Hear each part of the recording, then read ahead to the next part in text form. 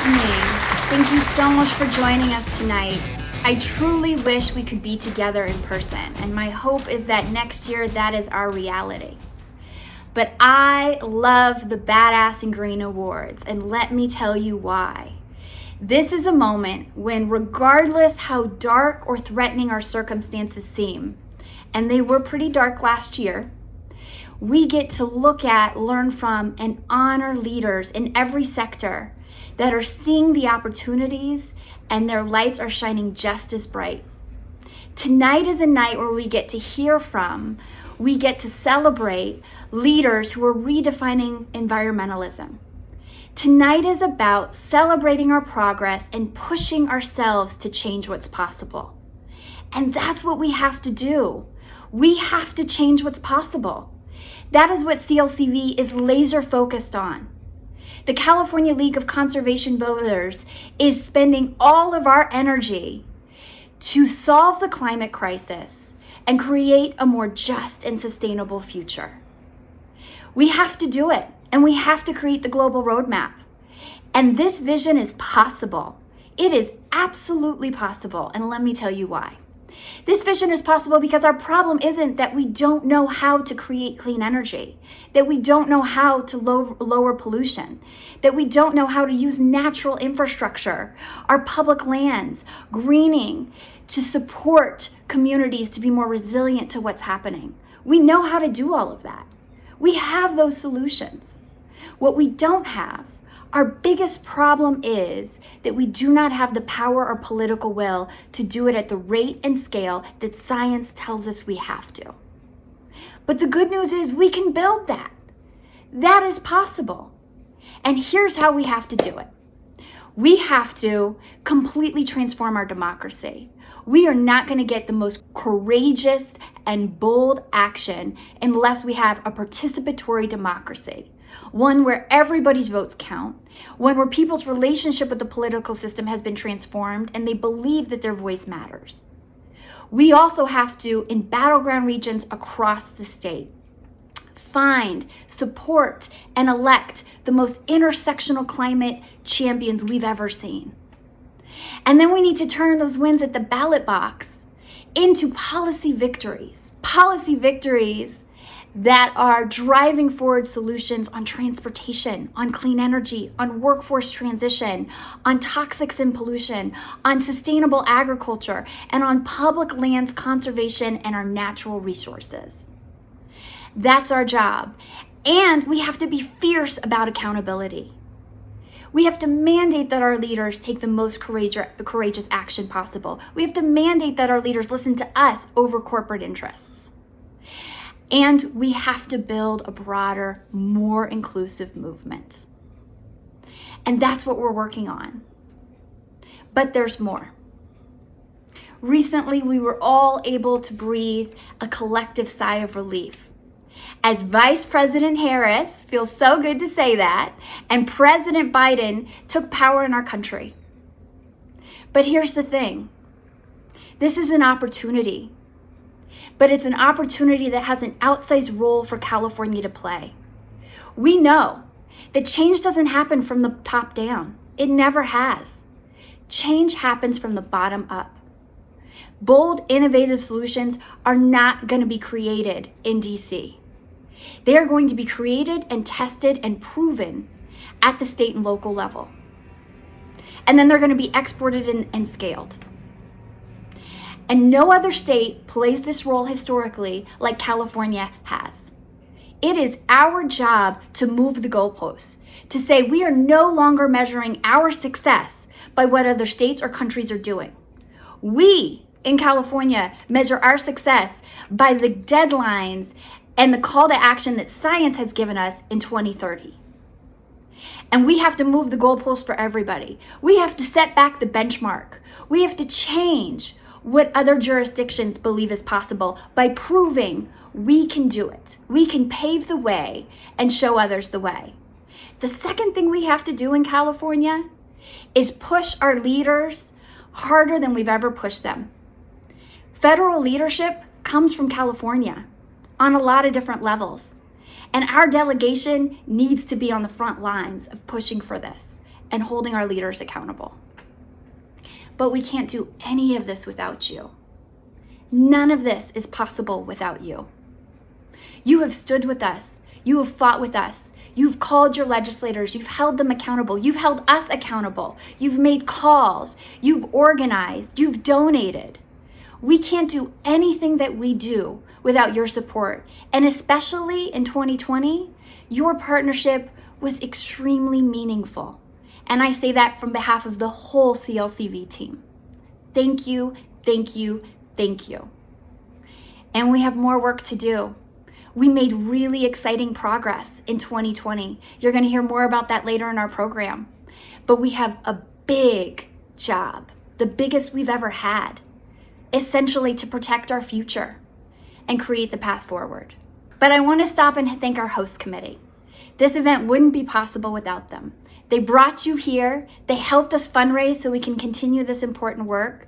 Thank you to Leanne Tratton, Oscar Lopez, Victoria Rome, Daniel Yost, and Randall Winston, and Wendy Leschgold. We couldn't have done this without you.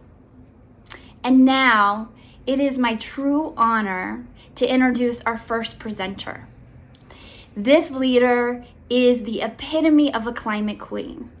She hails from the Inland Empire and has proven what is possible and what a difference elections can make.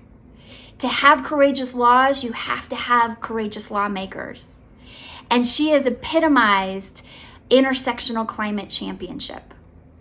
Thank you so much for your tenacity. Thank you so much for your commitment to our communities and your vision for our work. Please join me in welcoming Assembly Majority Leader Eloise Reyes. Hello, I'm Assemblymember Eloise Gomez Reyes, the Majority Leader of the California State Assembly.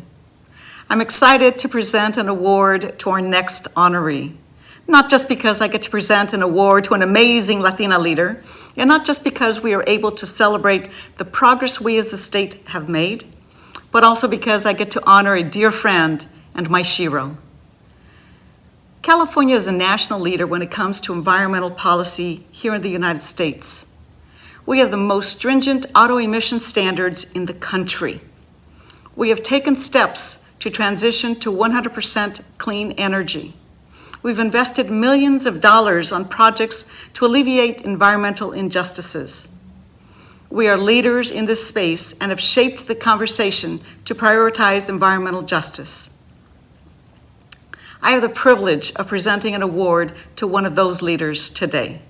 Our next honoree is Alma Hernandez. Alma Hernandez is Director of Service Employees International Union, SEIU, California, the largest union in California, representing over 700,000 members and their families. Alma's parents immigrated from Mexico to California, and she grew up playing in California's Central Valley produce fields where her parents worked.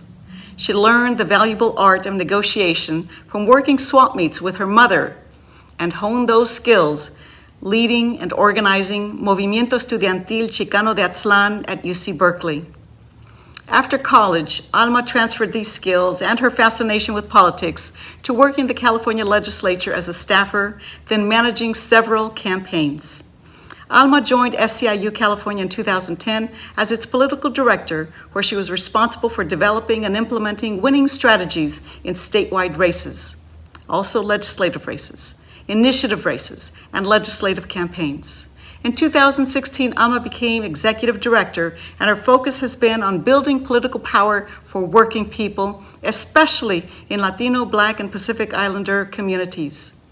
Collaboration between labor and the environmental movement is critical to implementing a green and just economic recovery that addresses racial and economic injustices for California's working people and the health and future of our planet.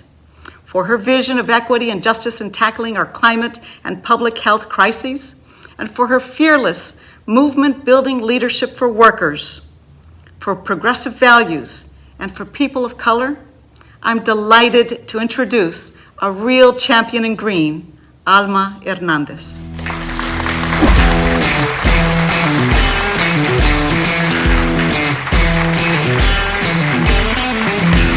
Thank you so much to Mary and to the CLCV board. Board for honoring our work. You know, we've been through a tough times. This pandemic has exposed our nation's greatest weaknesses: inequality, racism, the exclusion of immigrants, and the economic vulnerability of the vast majority of people, whether working, poor, or middle class. It is these same communities that have long endured the impact of climate change, and it is our fights for these communities that ties our work together. Right now, we have an opportunity to dramatically change course, because even in these worst of times, we have had each other. Our fight for a just recovery is a shared one. Our inability to address recent emergencies like wildfires, the power shutoffs, the drought, heat waves have had an impact on us all and can be tied directly to the climate crisis.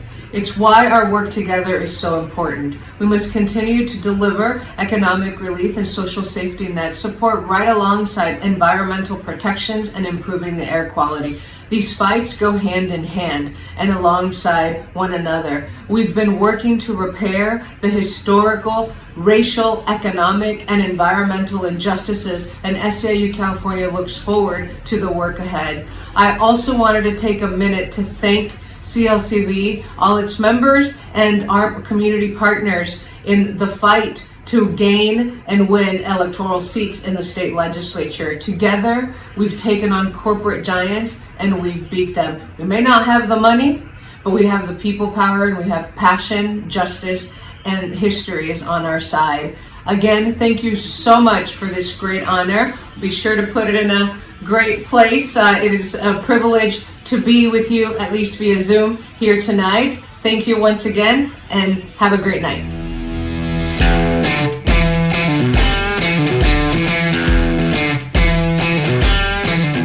Hey CLCV, it's Supervisor Holly Mitchell here in the rain remotely to participate in your amazing event tonight, your Badass Green Awards. I love the name alone.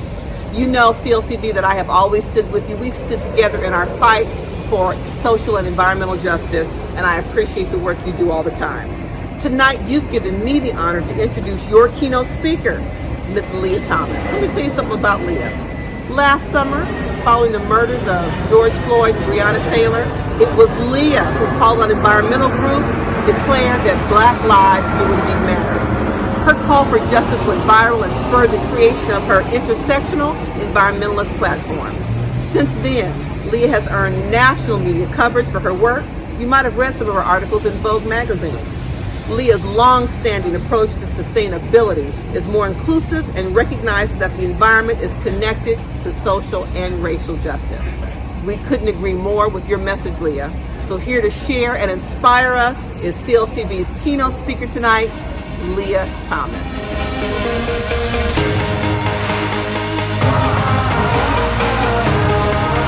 Hi everyone, my name is Leah Thomas and I'm an environmental educator and advocate. And first and foremost, I'm really excited to be here with you all today virtually. I wish we could be together in person, but thank you so much for allowing me to talk about environmental justice and intersectional environmentalism. I was born and raised in the Midwest in Florissant, Missouri, which is a small town outside of St. Louis. And I went to college at Chapman University and studied environmental science and policy. And as soon as I started studying, I knew that environmentalism just felt right and was exactly where I wanted to be. But really early on, I didn't really see myself reflected and my culture reflected in the classroom and in the textbooks that I was reading. Unfortunately, when I was in college, when I was studying environmental science, my intro to environmental science classes, the Black Lives Matter movement began not too far from my hometown. And when my city erupted in protests that my mother and father and sister were involved in, when they were breathing in the smoke and breathing in tear gas, I was learning about the Clean Air Act, ironically. And I started to feel a bit cynical and start to think, who is the Clean Air Act for if it's not for communities like Ferguson? Who is the Clean Water Act for if it doesn't extend to communities like Flint, Michigan, that had poisoned water for their citizens to drink? And the more I started to dive into environmental justice data, I realized that this was a widespread issue across the United States and across the world. And Black and Brown communities are impacted by environmental injustice at alarmingly high rates in comparison to their white counterparts. And that goes from not having access to clean air, clean water, having more particulate matter in the air, continuously being located closer to toxic waste sites and facilities, on and on and on. And the more I started to see these social injustices happening alongside of environmental injustices, it was hard for me as a Black environmentalist to separate the two. And I don't think that we should separate the impact of identity when it comes to who's experiencing environmental injustices the most. And I don't think it's a coincidence that the same people who are experiencing environmental injustice and are also experiencing, negative impacts of not having access to healthcare, are also experiencing social injustices, are experiencing environmental injustices at similarly high rates. So when I was in school studying environmental science, or when I was working in sustainable apparel or as a National Park Service intern, the same thing started to pop up over and over again. When I would talk about environmental justice and why we should consider an intersectional approach to environmentalism, people would tell me, well, the climate's not racist. Environmentalists are progressive people. And I do think environmentalists are really nice people. But unfortunately, yes, the climate is not racist, but policies can have racial undertones to them. And we've seen that time and time again with redlining and other policies that disproportionately negatively impact people of color and low-income communities. And the same exists when it comes to environmental policy.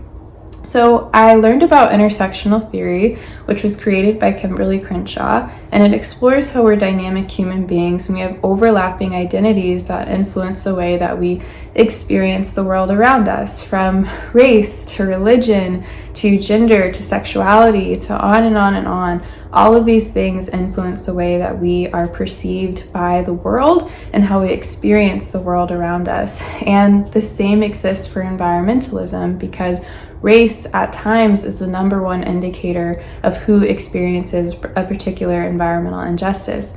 So that's when I started to think about intersectional environmentalism and what that could look like.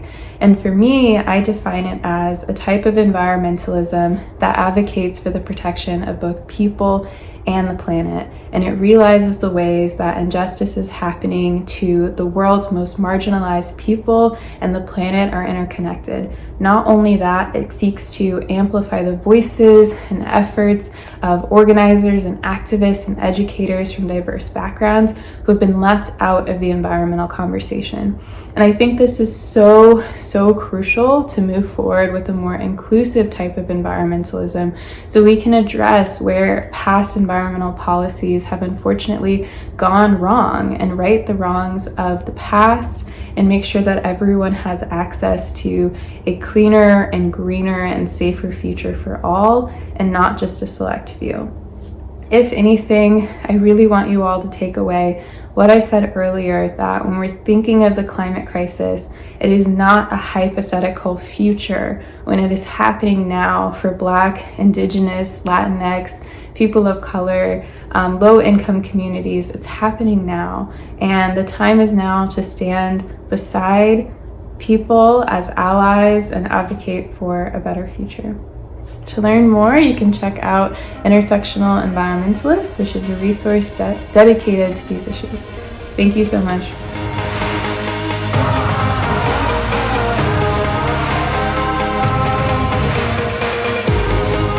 Hi, I'm Mike Young, CLCV's Political and Organizing Director. For all the awful things about 2020, we had some pretty amazing wins here in California. This is our top 5. First, our regional leagues are building grassroots power year-round across the state.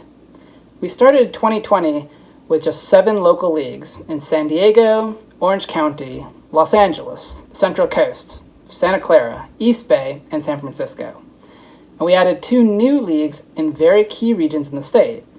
Valley Voters for the Environment and Health is our new league based in Fresno in the Central Valley, and the Inland Empire League of Environmental Justice Voters covers Riverside and San Bernardino counties. Collectively and collaboratively, our leagues help to elect environmental champions down ballot, pass pro-environmental ballot measures locally, organize candidate recruitment events, and ran candidate trainings. Together, they're building a solid bench of current and future environmental leaders throughout California every single day. Second, there are PACs in partnership with allies and donors. We invested substantial funding in key races that helped elect California's first Senate environmental majority in nearly a decade. We're really excited about senators like Josh Becker, Dave Cortese, Susan Eggman, John Laird, Monique Limon, and Josh Newman.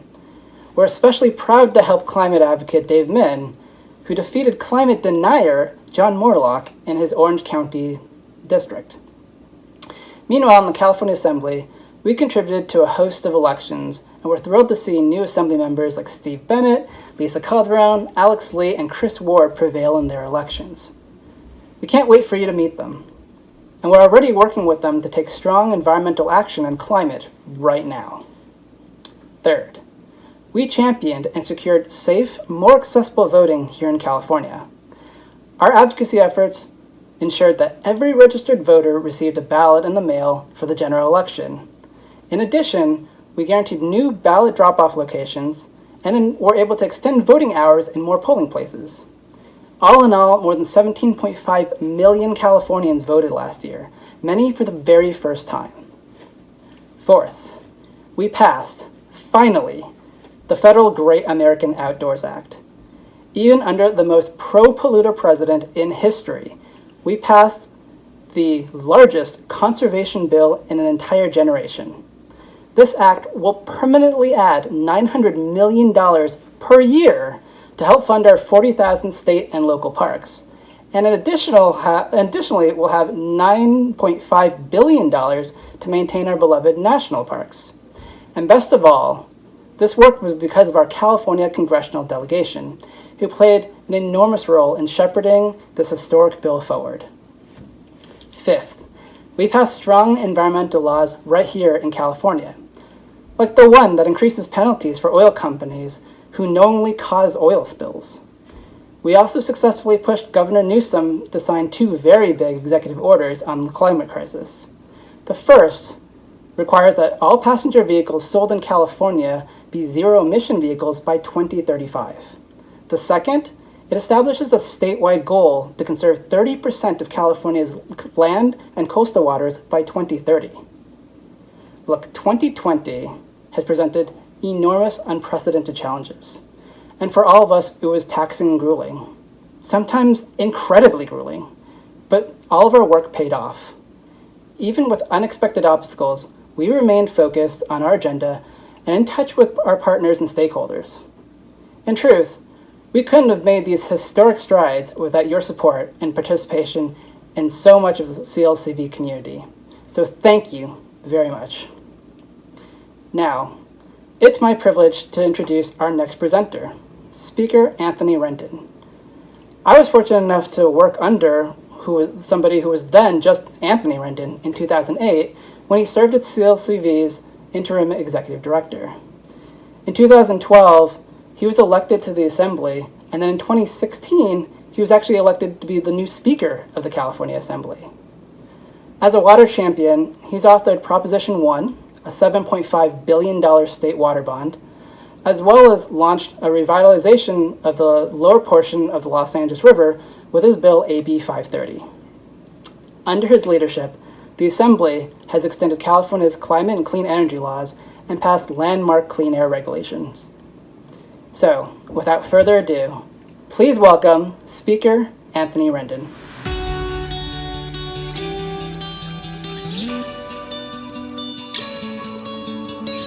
Hello, I am Assemblymember Anthony Rendon.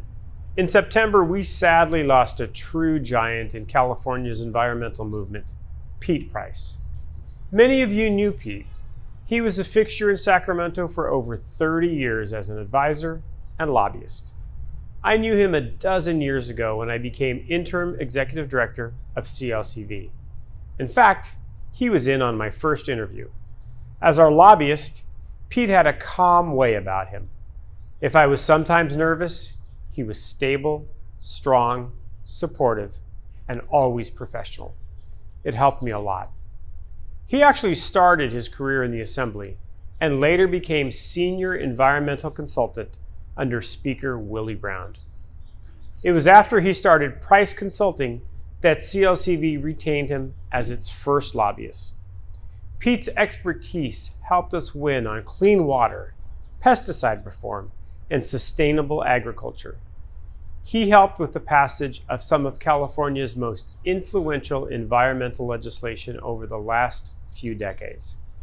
We've asked a few people who work closely with Pete to share some memories of him and his contributions.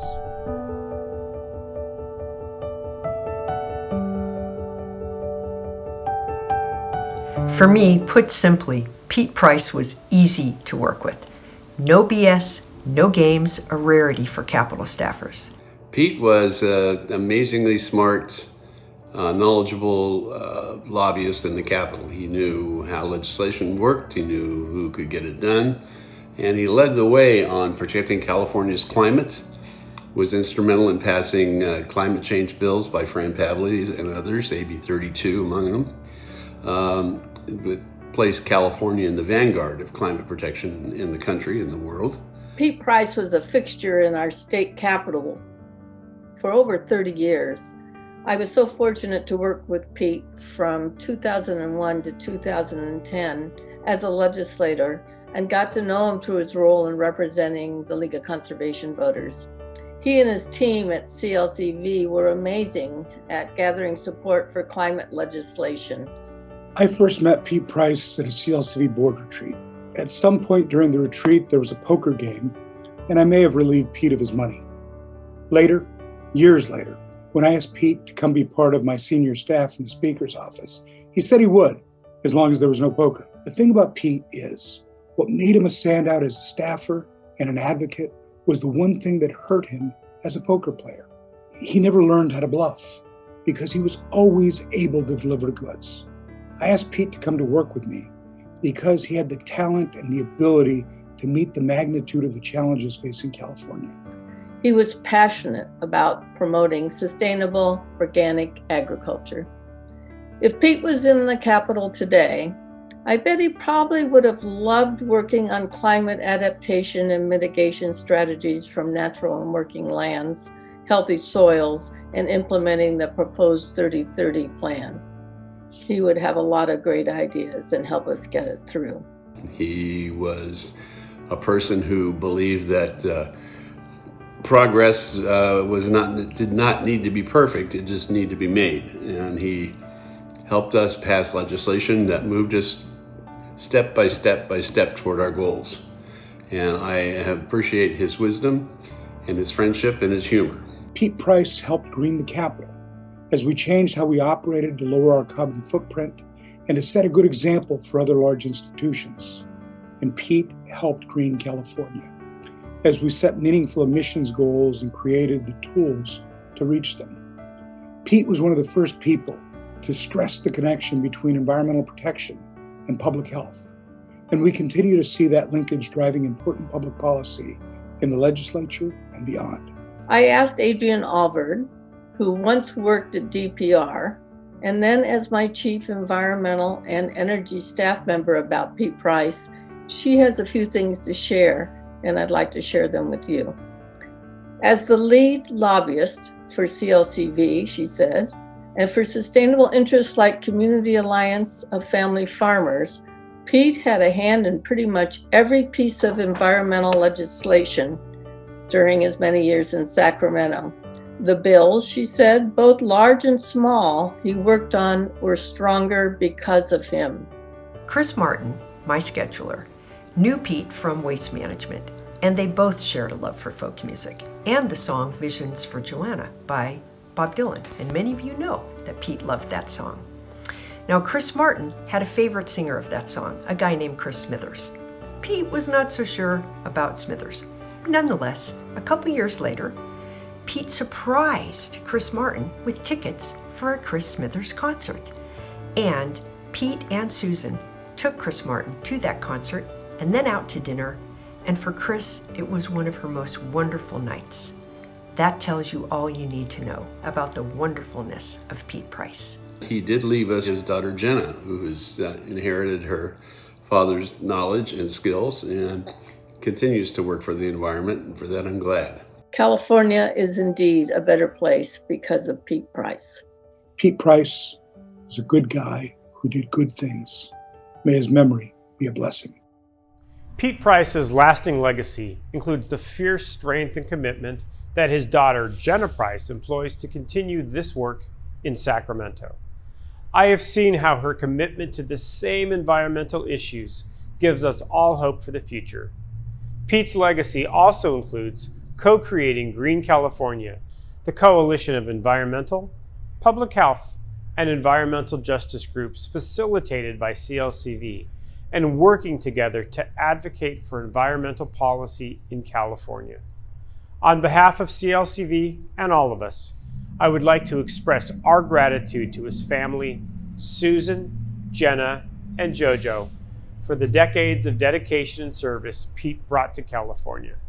We remember Pete Price for his unwavering commitment to sustainability and justice, and his ability to collaborate with both sides of the aisle. He left an indelible and lasting imprint on our great state of California. Thank you for everything, Pete. We miss you.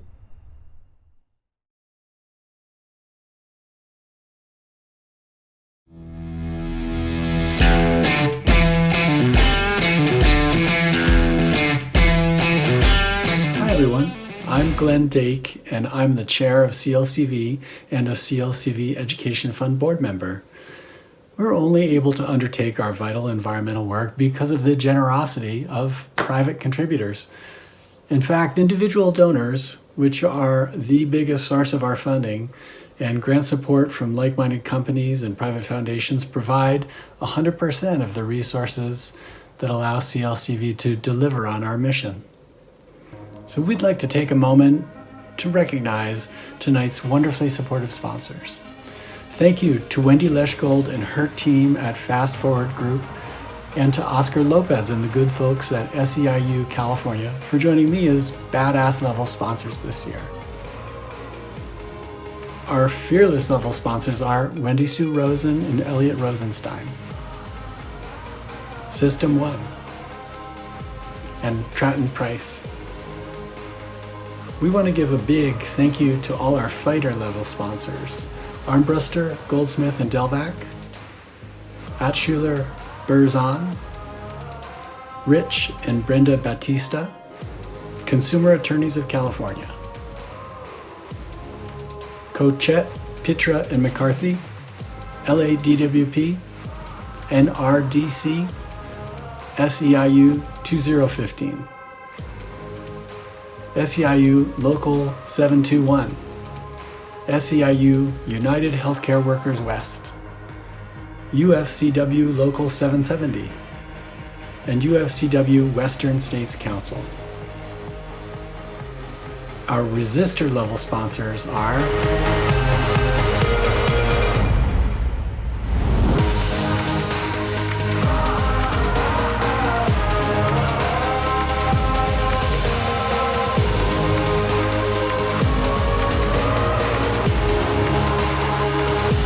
and our amazing agitator level sponsors.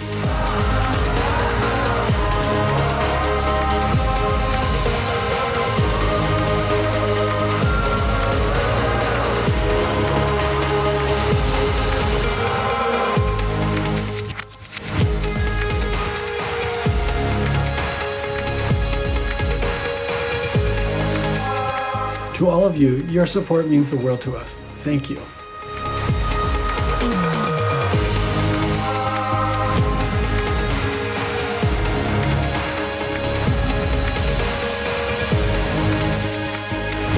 Hello, this is Congresswoman Katie Porter. Thank you for being here and tuning in to CLCV's Virtual Awards. I'm so excited to join you all and to ask you to support CLCV's incredibly important work. CLCV works at the intersection of the environment and politics in California. You've heard a lot today about their initiatives, supporting environmental champions for office, bringing bold policies forward to combat the climate crisis, engaging voters in our democracy, and educating the public and the legislature on our most pressing environmental issues. For nearly 50 years, since 1972, California's progressive environmental policy has been directly linked to CLCV's organizing efforts, and there's no other environmental organization with its expertise and influence in California. CLCV has been a phenomenal ally to me in my campaigns for Congress and have continued to be during my time in office. Their mission could not be more relevant. With new and returning environmental champions in the California legislature and the new Biden-Harris administration, we've never had a greater opportunity than we do right now. And when California acts, it reverberates, changing global markets, creating new national benchmarks, and redefining what is possible on a broad scale. This is where you come in. Donors like you make CLCV's efforts possible. The work of CLCV only continues because of financial support from its community of activists and supporters. Please take a moment to donate to CLCV today by making a contribution through the donation link on this page.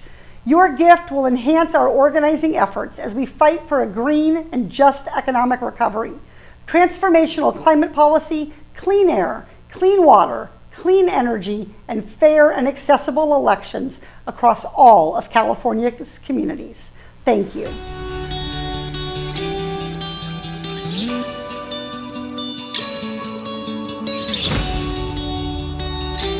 Senator Monique Limon is our next presenter. She represents California's 19th Senate District, which includes all of Santa Barbara County and over half of Ventura County. In Senator Limon's time in the California legislature, she has authored a number of CLCV's priority bills, including AB 1057, which holds oil companies accountable for cleanup costs of abandoned oil wells, and AB 3214, which holds negligent oil companies accountable for avoidable oil well spills.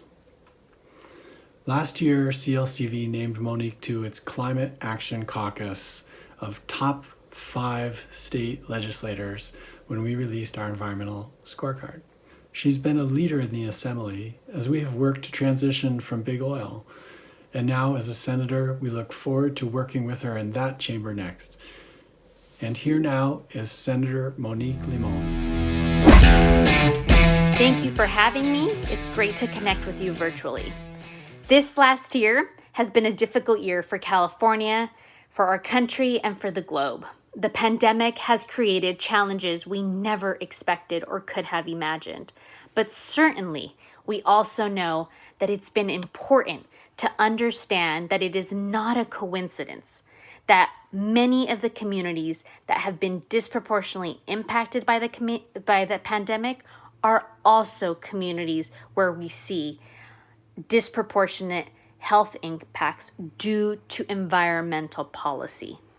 Bad air quality is associated to respiratory problems, and respiratory problems create a greater challenge and threat for our communities facing COVID-19. Let's keep that in mind as we think how it is that we can move forward to ensure healthier communities are sustainable. With that in mind, I want to take a moment to honor the Badass in Green honoree. In just 5 short years, this Badass in Green honoree has built the largest network of young, impact-driven ocean leaders with representation in nearly every country around the globe. They are activists and leaders who are advocating for the health of our oceans within their own specific communities. Daniela B. Fernandez is the Badass founder and CEO of the San Francisco-based Sustainable Ocean Alliance, an organization devoted to cultivating and accelerating innovative solutions to save the Earth's ocean. Their global leadership program fosters leadership skills, community, and entrepreneurial spirit within its ocean leaders. challenging them to design creative policy and business initiatives. From microgrant funding, learning labs, convenings, and summits, Daniela has created an organization that's focused on turning ideas into solutions.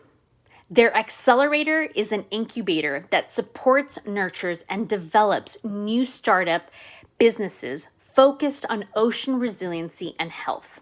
Their first State of Our Ocean annual report in 2019 clarified what we already suspected.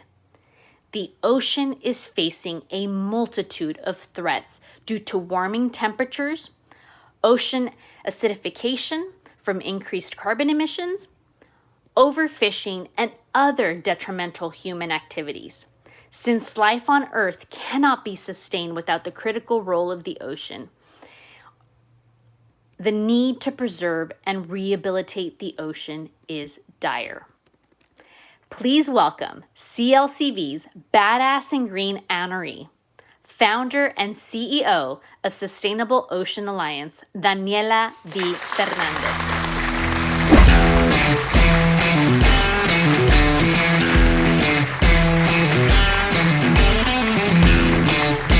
Let's talk about opportunities. They are all around us. They can be found in every corner of the world, but only if you choose to seek them.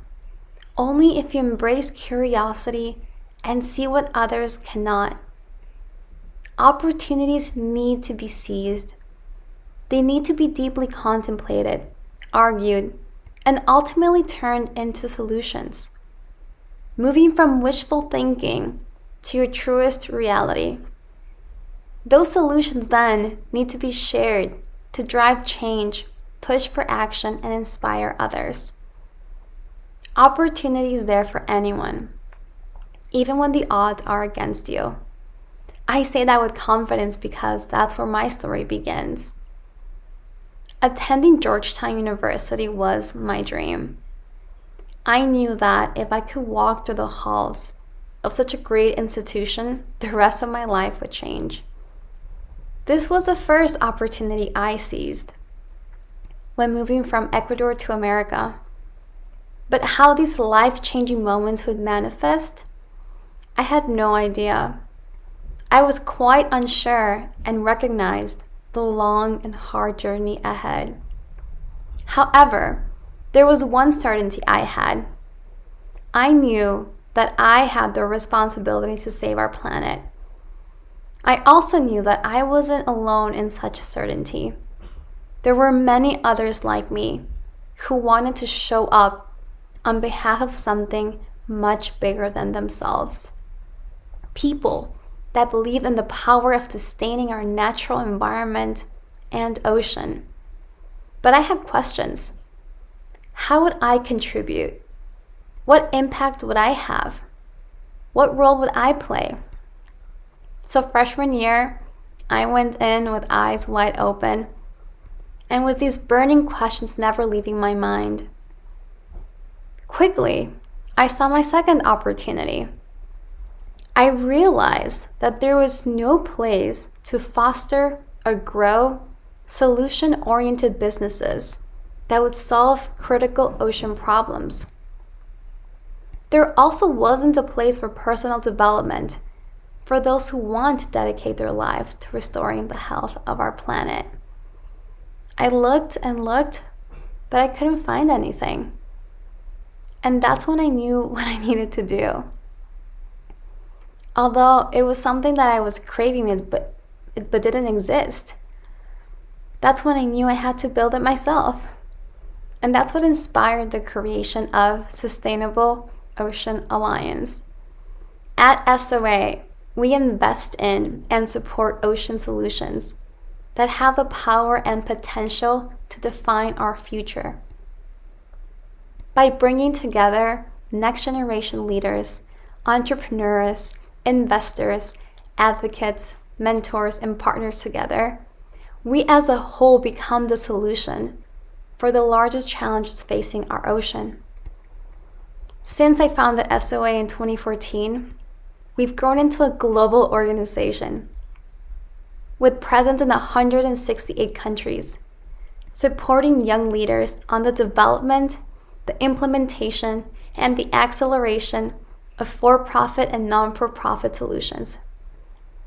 We've accelerated 29 ocean technology companies, created 61 international hubs that drive policy and community change, and we've granted funding to 90 ocean-based initiatives from Africa to Asia to Europe and beyond. That's when I realized what my role in the ocean narrative was going to be. The third opportunity, and the one I am focused on today, is creating a global movement, building on the alliance that was started 6 years ago, bringing people together, regardless of their age, their gender, their location, their education, background, people who share one common bond that connects them on almost every level. Today, SOA's impact is on a grand scale. By the end of this year, we will have accelerated 100 ocean solutions. And for me, it's also about what comes next. It's my vision to create the conditions for opportunities, giving others a chance to manifest their ideas into reality, fueling the movement one step further, as this is just the beginning. I'll leave you with those few burning questions that I had my freshman year of college, the ones that inspired me to create SOA and dedicate the rest of my life to helping our planet. So, how will you contribute? What will your impact be? What role will you play? And what opportunities will you seek and seize when it comes to the future of our planet? Thank you, California League of Conservation Voters, for this opportunity. I am so honored.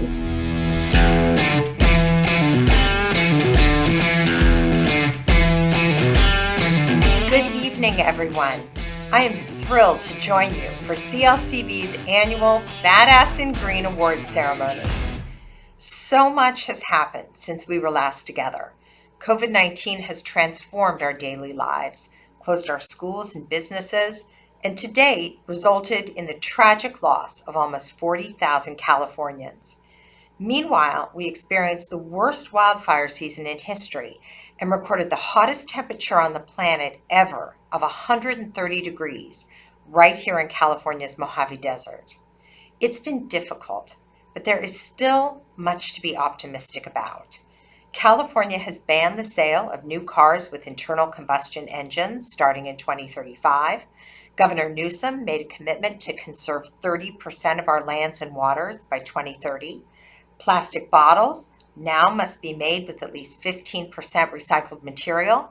And perhaps the most exciting thing to happen in our country in maybe 4 years, we have a new administration in Washington, D.C. It is so good to have Vice President Kamala Harris and President Biden leading our federal government. After years of inaction and rollbacks, we now have a president and vice president who believe in science, believe in climate action, and are committed to improving the lives of those most impacted by environmental pollution. The Biden-Harris administration has taken over at a time when the stakes for our nation and the world could not be higher. We will need bold actions to tackle climate change, and California stands ready to help. We in California are proud to be America's Climate Action Laboratory. All of tonight's speakers and honorees have exemplified the power of California's ambitious climate policies and actions. All our bold ideas, however, will not be turned into action without your help. Activating Californians like you is CLCV's true superpower. No one mobilizes people like CLCV does. We have an incredible opportunity to make history and shape the future of our planet. We want and need your active participation in 2021. Thank you for joining us at the Badass in Green Awards. Thank you for all that you do. I am excited to see what we will do together in 2021. Good night. You've heard from so many transformational leaders tonight on the federal, state, and local level. And one thing is so clear, we have work to do, but California is absolutely up for the job. But here's the thing, this isn't just an external fight, this is internal work. All of the pain and violence of 2020, the last 4 years, and generations of injustice is not going away. And we cannot move forward as a movement until we do the work to recognize, make amends, and change. I cannot let the evening come to a close without taking a moment to recognize, acknowledge, and thank the brilliant, passionate, and fun team at CLCV. Our board staff are phenomenal to work with and make CLCV truly a special and dynamic team. One that every day I reflect on how lucky I am to be a part of. Please join us. Go to www.ecovote.org and join our team. Thank you so much for your commitment to our community, our values, and our work. Please know that every single day we strive to be our most badass selves for you and for our collective future. Thank you.